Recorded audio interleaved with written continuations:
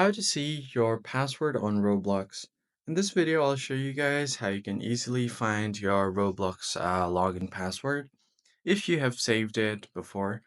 In order to view the password, you must have saved it to your Google account.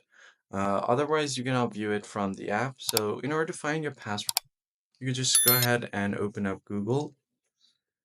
And then from here, just go to the profile at the top right. Go to manage your account. Now, once your Google Manager account manager opens up, find the security tab. Scroll all the way to the bottom and then find the password manager. Click on manage password.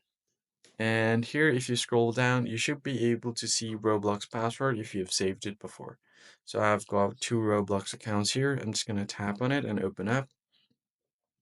So here, let's say if I want to view the password for this account, I can just tap on this eye icon to view the password, or if you just want to copy it, tap on this copy option and it will be copied to clipboard.